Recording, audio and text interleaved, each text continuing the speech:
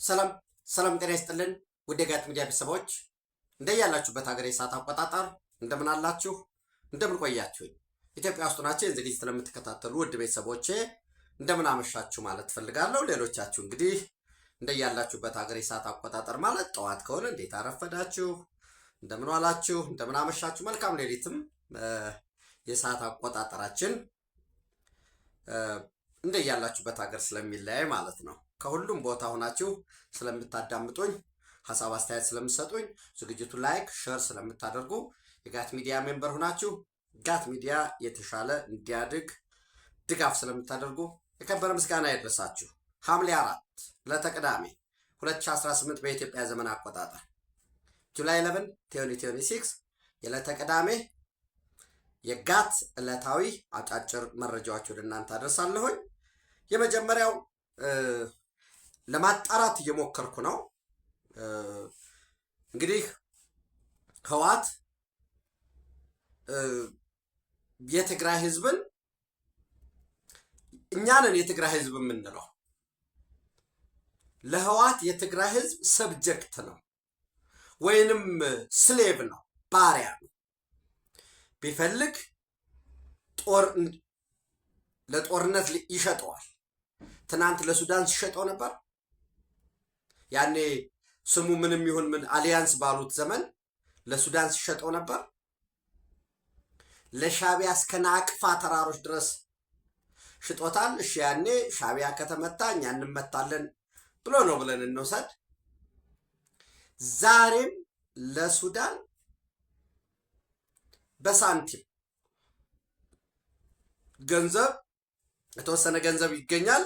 ሌላው በጦር መሳሪያ የሚሸጥ ካኖን ፎልደር ነው። እንደ ሂመን ዌብ የምትማግደው የጥይት ማብረጃ ቁጥር ነው ብሏል።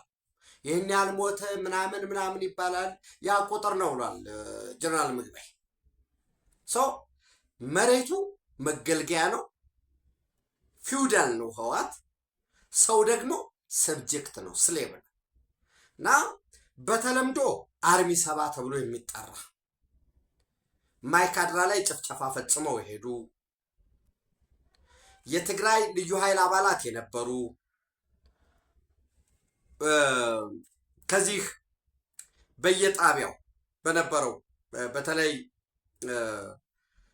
ወደ ከሶሮቃ ከጎንደር ወደ ወልቃይት ጸገዴ ሰቲት ሁመራ ስትሄዱ ዳንሻ ላይ አንድ ኃይል ነበር፣ የመከላከያ ኃይል። ማጆሪቲው የትግራይ ልጆች ወይም የትግራይ ተወላጆች የነበሩ። መከላከያ ብሔር የለውም፣ ዘር የለውም። ወጥተህ አንተ ከመከላከያ ወጥተህ ወደ ብሔር ካልተወሸክ በቀር ከዚህ የመጣ የሚባል የለው። የመከላከያ ሰራዊቱም አላማው እውነቴን ነው የምላችሁ እዚህም እዛም ዝም ብሎ በሚሞቱ ዋጋ በሚከፍሉ ሰዎች የሚነግድ የሚቀልድ ይኖራል። የሀገር ነጸብራቅ ነው መከላከያ ሰራዊቱ። ከዛ ውጭ ግን በዛ ሲኖሩ በሰራዊቱ አባል ሲሆኑ የመጡበት አካባቢ ካልሆነ በቀር የብሔር ውክልና ያላቸው። ነገር ግን ህወሓት ሰበሰባቸው፣ አታለላቸው። የሰሜን ዕዝን እንዲመቱ የራሳቸውን ወንድሞች እንዲመቱ አደረጋቸው። አሁን ህወሓት የሰሜን ዕዝን መጥቷል አልመጣም ምናምን የሚለው ዝም ብሎ የድንቁርና ክርክርና ድር ካልሆነ በቀር ራሳቸው ያመኑት የሚናገሩት በኩራት ነው። ቀድመን መታ ነው፣ በአነስተኛ ልዩ ኃይል በሚሊሻ ነው የመታ ነው። እሱን ቀድመን በመምታታችን በቂ ትጥቅ አገኘን፣ ሊመታን ሊያፍነን ይችል የነበረን ኃይል ፕሪምፕቲቭ ስትራይክ ነው ያደረግነው ብለው እየተናገሩ ነው። ተገቢ ነበር ወይ? ያንን እንግዲህ ለታሪክ ለህሊና ፍርድንቶ ዙሮ ዳንሻ ላይ ከነበረችው አመካናይዝድ ማይካድራ ላይ የጨፈጨፉት ሚሊሻዎችም ልዩ ኃይሉም የመከላከያ ሰራዊት አባላቱ ነው ወደ ብሔራቸው የገቡ። እነዚህ አስቀድመው ወደ በሸረሪና አድርገው በበረከት በኩል በዚህ ሁመራን ተሻግረው ወደ ሱዳን ይሄዱ ነበሩ።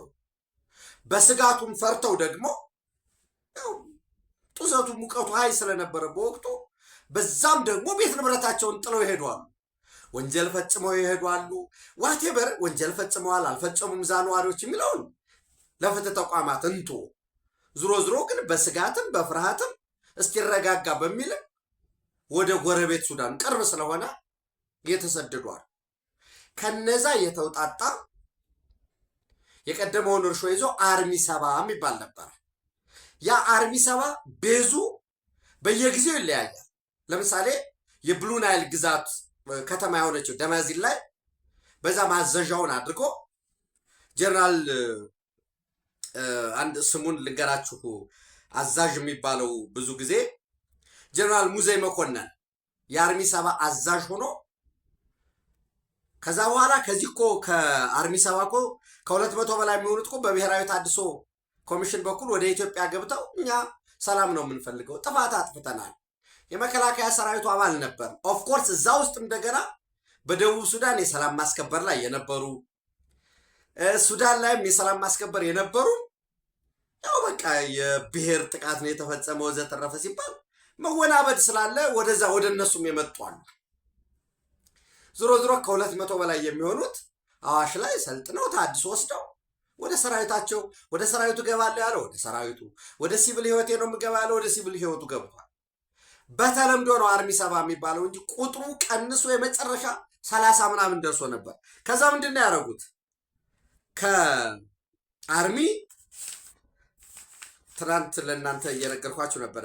ከአርሚ 13 አርሚ 50 ኢቭን ይሄ ብቻም አይደለም ወደ አርሚ ሶሪ እንዳላሰስታችሁ በሚል ነው አርሚ 13 አርሚ 50 33 55 ከነዚህ የተውጣጣ ቁጥሩ 7000 ይደርሳል።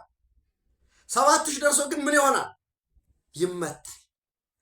በነገራችን ላይ በዓለም ታሪክ እጅግ ከፍተኛ የሆነ ጭፍጨፋ እየተፈጸመበት ያለ ጦርነት ነው። እንዲሁ ዝም ብለን ልናጠጥለው ወይ ምናምን የሰብአዊ ቀውስ ብቻ እየተፈጸመበት ያለ ጦርነት የሚመስለን ሰዎች አለ። በጣም አሰቃቂ የሚባል ጦርነት እየተካሄደ ነው። ሰው ነው የሚጨፋጨፍበት። በዛ ውስጥ ቁጥራቸው ዝቅተኛውን 7000 ነው ያለው። በዛሬው ዕለት በደረሰኝ የተረጋገጠ መረጃ ደማዚል ላይ ዋና የአርሚ 70 ማዘዣ ጣቢያ ላይ የድሮን ጥቃት ፈጽመዋል።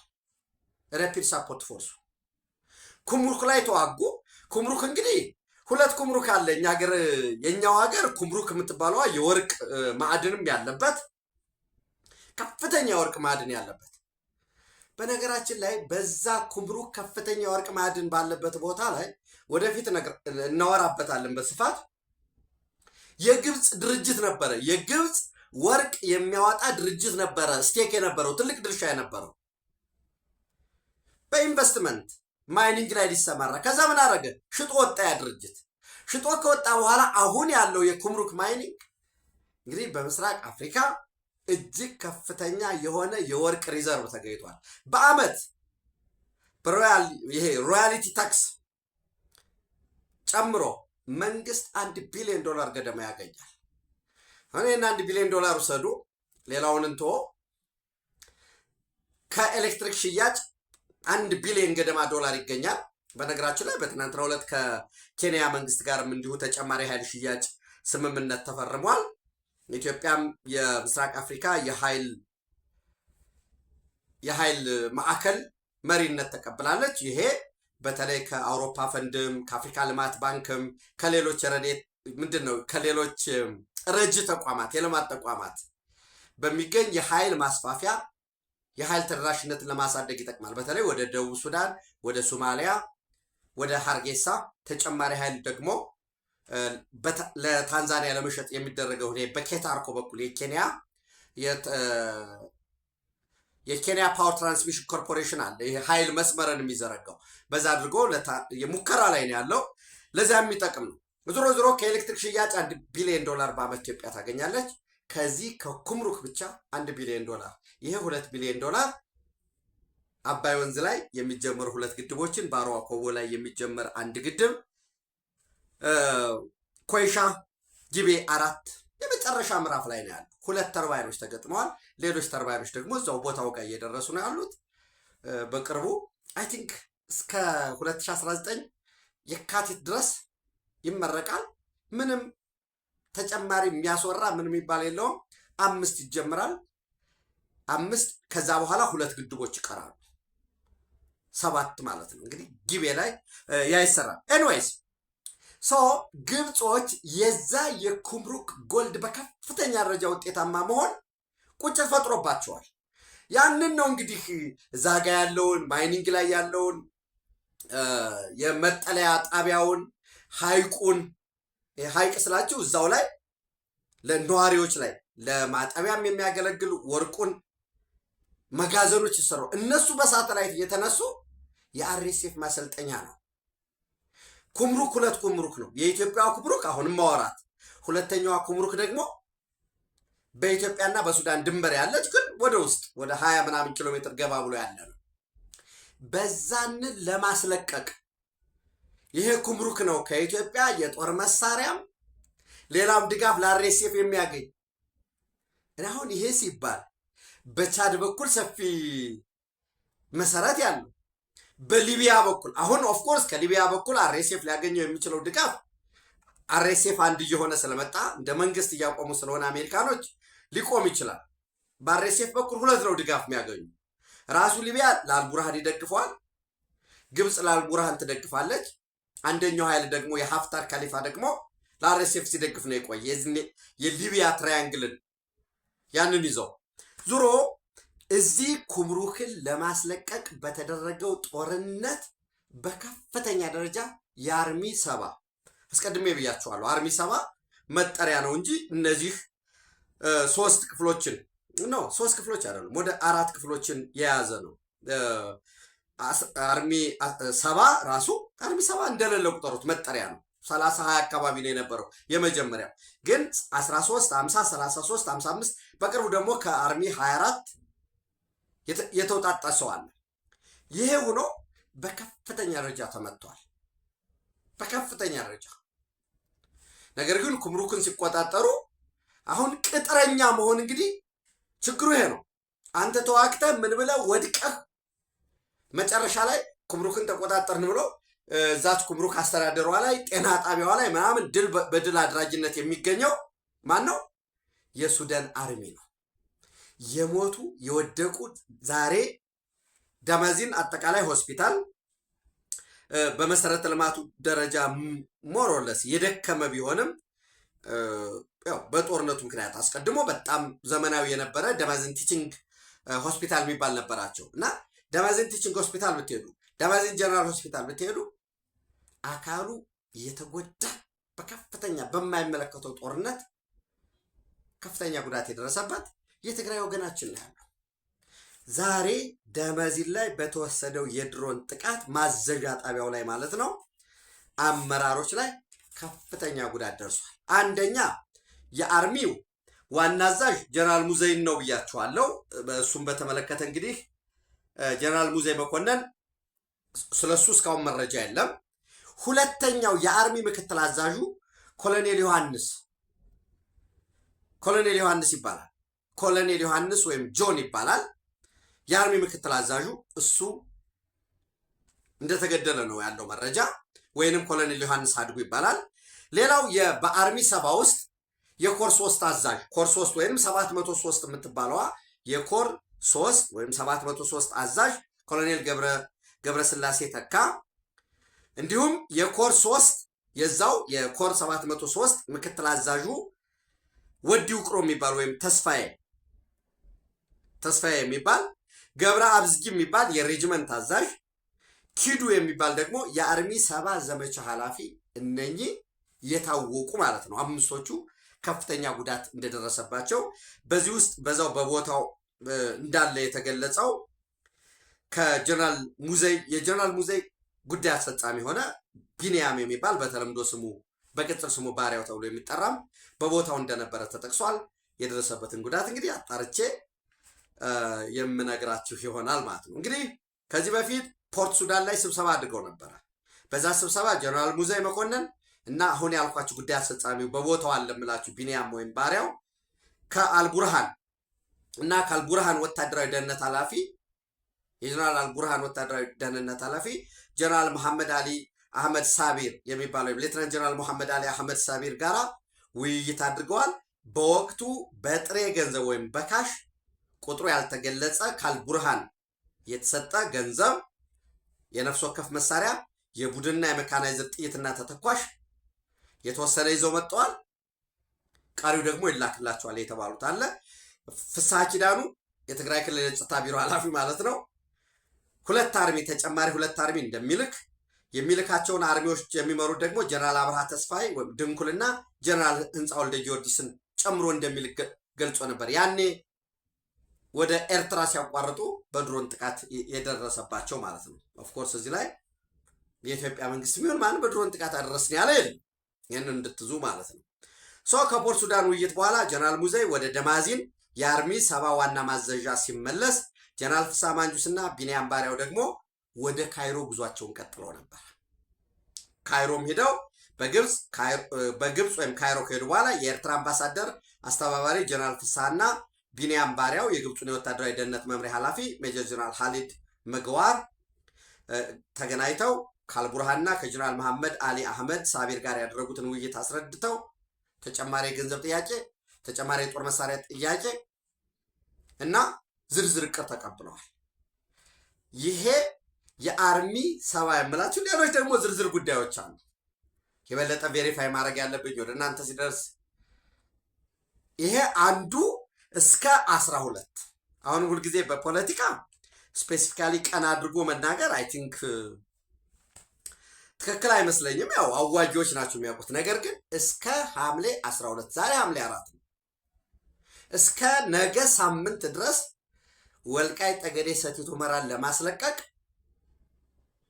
ወይም በቁጥጥር ውስጥ ለመዋል ወደ ሙሉ ውጊያ እንገባለን የሚል እቅድ ይዘው ነው የተንቀሳቀሱ ያሉት።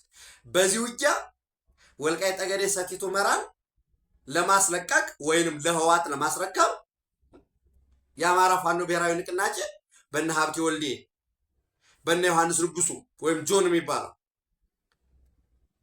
በነ ኪዳኔ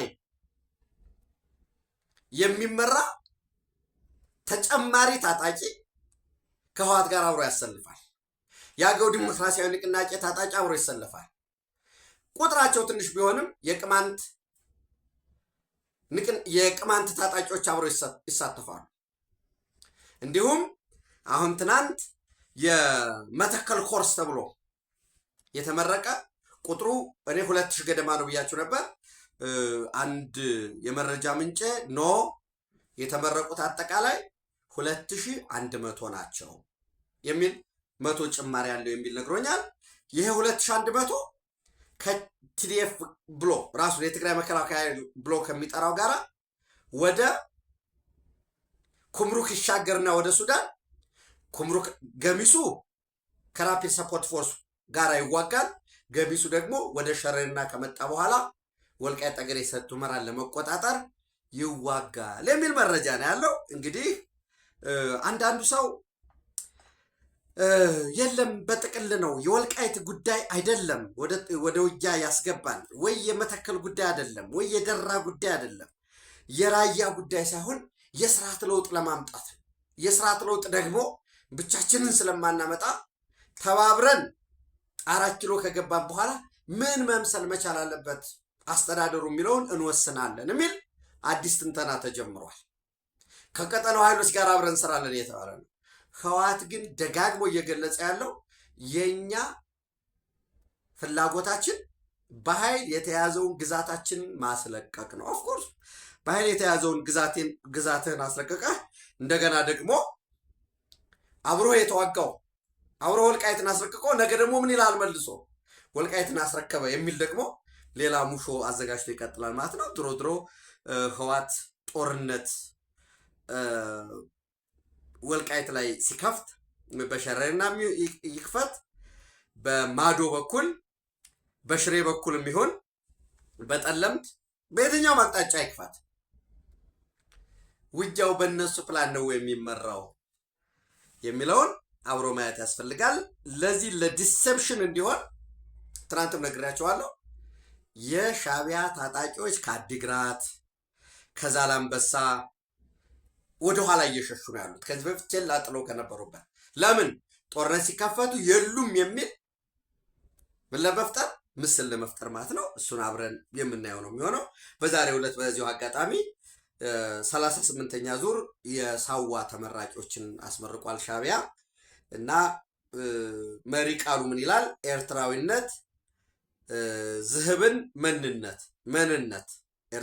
ኤርትራዊነት ዝህብን ማንነት። እንግዲህ ኤርትራዊነት የሚያኮራ ማንነት ማለት ነው። አይ ቲንክ ይሄ ለመገንጠል በሚያደርጉት ጊዜ ቢሆን ኑሮ ዌል ፋይን፣ ኤርትራዊነት መሆን እኮ በቃ የሚያኮራ ማንነት ነው። አሁን እንግዲህ ይህን ያህል ነፃነት ተብሎ 30 ምናምን ዓመት 35 ዓመት እየተከበረ እንደዚህ ማለት ዌል ሴር ቢዝነስ ኤንዌይስ። ዛሬ 38ኛ ዙር አስመርቀዋል። በምረቃ ስነስርዓቱ ፕሬዚደንት ኢሳያስ አፈወርቂ ተገኝቷል። ሉዓላዊነታችንን እንጠብቃለን አንቻልም አይነት የሚል ዲስኩር እንዳሰማ መረጃዎች አሉ። ዞሮ ተጨማሪ መረጃ ደግሞ ሲያደርሱኝ ወደ እናንተ ማድረሳቸው ይሆናል ወዳጆች በቦታው ያሉት ማለት ነው። በዚሁ አጋጣሚ አይ ቲንክ ወደ መካከለኛው ምስራቅ ስንሻገር የሶማሊያን ጉዳይ ተጨማሪ ጊዜ ወስደን እናየዋለን በሌላ ጊዜ። በኢራንና በአሜሪካ መካከል ያለው ከፍተኛ ፍጥጫ እንደቀጠለ ነው ያለው። በየቦታው ቃጠሎዎች ይነሳሉ፣ በየቦታው ፍንዳታዎች ይደመጣሉ። ኢራን ውስጥ እስካሁን ድረስ አሜሪካም ጥቃት አልፈጸምኩም፣ እስራኤልም ጥቃት አልፈጸምኩም ያሉባቸው ነገር ግን ከፍተኛ ዳሜጅ በተለይ በሲቪል ወይም በመሰረተ ልማቶች ላይ ጉዳት ያደረሱት የተገለጸበት ሁኔታ በሌለበት ይሄ የቃላት ጦርነቱ በከፍተኛ ሁኔታ ጨምሯል። ዶናልድ ትራምፕ የተኩስ አቁም ስምምነቱ ሙሉ ለሙሉ ተቋርጧል ብለዋል። አይታችሁታል ትሩዝ ሶሻል ላይ ትናንት። ከዛም ባለፈ ደግሞ በሆርሙዝ ስትሬት ላይ በሆርሙዝ መተላለፊያ ላይ ኢራን ምንም አይነት ጉዳት እንደማታደርስ ማረጋገጫ የጽሁፍ ማረጋገጫ እንፈልጋለን የሚል አለ። እንግዲህ እዚህ ላይ ኤምኦዩ ላይ አንድ የተጠቀሰ እንትን አለ አንቀጽ በሆርሙዝ መተላለፊያ ኢራን ታመቻቻለች ይላል። ማለፍ ያለበትን ወይም አስተናባሪ መሆን በዚህ ለፍ በዚህ ኮኦርዲኔሽን በዚህ ለፍ ማለት። ነገር ግን ኦማን ደግሞ አሜሪካኖች እዛው ላይ ስላለ የሴንትራል ኮማንዱ ቅኝት የሚያደርገው ሌሎች የመተላለፊያ መስመሮች መበጀታቸውን ኢራን አልተቀበለችውም። እኔ ነኝ ባለቤቱ ኦነሩ፣ እኔ በምልህ ኮኦርዲኔሽን ታልፋለህ እንጂ በኦማን በኩል አትለፉ ነው እና 3ቱ መርከቦች ላይም ጉዳት የደረሰው እኔ በሰጠኋችሁ አቅጣጫ ኮኦርዲኔሽን አላለፋችሁም በሚል ነው። ይህንን እንግዲህ በጋራ መፍትሄ ለማበጀት በሚል በሌሎችም ጉዳዮች ሊነጋገሩ ይችላሉ። በዛሬው ዕለት የኢራን የውጭ ጉዳይ ሚኒስትር አባስ አርቃቺ ኦማን ገብተዋል። ይህንን ተነጋግረው የመጨረሻ የማስተባበብ ስራውን እንግዲህ ኢራን የምትወስዱ ነው። ስምምነት ላይ ከደረሱ የጽሁፍ ጋራንቲ ሊሰጡ ይችላሉ ማለት ነው። እዚህ ላይ ግን አሁን አንድ ፈታኝ እየሆነ ያለው ደግሞ ኦማን ከኢራን ጋር ብትተባበር ራሷ ኦማንንም እርምጃ ወስዳለን የሚል ደግሞ የዶናልድ ትራምፕ ማስጠንቀቂያ አለ። በተመሳሳይ እንግዲህ በአባታቸው በልጃቸውም ቀብር ላይ ያልተገኙት የኢራን ከፍተኛ መንፈሳዊ መሪ የበላዩ ማለት ነው ሙጅተባ ሐሚኒ የአባታቸውንና በሙሉ በዚህ ጦርነት የሞቱትን ደም እንቀበላለን እንመልሳለን የሚል መግለጫ አውጥተዋል። ምንድነው የሚለው? ኢራን ሱፕሪም ሊደር ፕሌጅ ሪቬንጅ ፎር አሊ ሐሚኒስ ዴዝ እና ሌላ ሁሉ የዓለም ህዝብ በሙሉ ይህንን ይተባበረናል ደግፈናል ብለዋል። ይሄ እንዲሁ እንደ ቃላት ጦርነት ሊሆን ይችላል ወይ ፖለቲካል ሊሆን ይችላል ብለን ስናስብ ደግሞ ምንድነው የሚሉት ዶናልድ ትራምፕ በእኔ ላይ የግድያ ሙከራ ቢደረግ ኢራኖች አይተውት የማያውቁት ጥቃት እንዲደርስባቸው እናደርጋለን የሚል አለ። እንግዲህ መቼም ስለ ኮንስፓይረሲ እንዳናወራ እንጂ ቀድመን አቴምት ሊደረግ ይችላል። ማን አቴምት ያደርገዋል እንሰውን ይሄ ቢደረግ ኤምኦዩ እንዳይቀጥል የሚፈልጉ አካላት ይህን ሊያደርጉ ይችላሉ። አብረን የምናየው ነው የሚሆነው። ዝሮ እስከ 1000 ሚሳይሎች ወደ ኢራን ተነጣጥረዋል የሚል እየቀረበ ያለ እየወጣ ያለ መረጃ አለ። ዙሮ ዙሮ የዚህ የመካከለኛው ምስራቅ በጣም ነገሮቹ የሚከሩ ከሆነ ከዚህ በፊት ታስታውሳላችሁ ሜድቬዴቭ የሩሲያ የደህንነት ምክር ቤት ምክትል ኃላፊ አስቀድሞ የሩሲያ ፕሬዚዳንት የነበሩ የቭላዲሚር ፑቲን ደግሞ ቀኝ እጅ የሚባሉት ምንድን ነው ብለው የነበሩት የሆርሙዝ ወሽመጥ ለኢራን ከኒውክሌር ያላነሰ ወሳኝ የጦር መሳሪያዋ ነው ያለው መሳሪያዋ ነው። ነገር ግን ከሆርሙዝ ወሽመጥ ባለፈ የባብ ኤልመንደብ የባህር ወሽመጥ ደግሞ በተጠባባቂነት የሚያገለግላት ቴርሞኒክሌር መሳሪያ ነው ብለዋል። እንግዲህ ቴርሞኒክሌር የሚባለው ብዙ ፊዚክስ ባለሙያዎች በጣም በከፍተኛ ደረጃ በሚሞቅ ጊዜ ነገሮቹ በችግር ጊዜ ማስተንፈሻ ሆኖ የሚያገለግል ማለት ነው። ሄዶ ከሆርሙዝ ባለፈ ወደ አካባቢያችን ወደ ባብ ኤልመንደብ ቢመጣ ሊጠቀሙ የሚችሉት የየመኑን ሀውቲ ነው። ከኢትዮጵያ አንጻር እንደኛ እንደ ሀገር ምንድን ነው ማድረግ ያለብን የሚል ዝግጅቶቹ ማሰብ ይጠበቅብናል። አካባቢያችን ከግራም ከቀኝም የጦርነት አውድማ ሲሆን ጉዳቱ ስለሚደርስብን መዘጋጀትም ስላለብን ይህንን ደግሞ እንደ መልካም እድልስ ተጠቅመን በኃይል አሰላለፉ ወደ ቀይ ባህር ልንሾልክበት የምንችላቸው እድሎች አሉ ወይ? እሱ መፈተሽ ያስፈልጋል። ኢትዮጵያ በክብር ለዘላለም ትኖር። ተጨማሪ መረጃ ማስረጃዎችን ወደ እናንተ ማድረስ እንቀጥላለሁ። ቴንኪዩ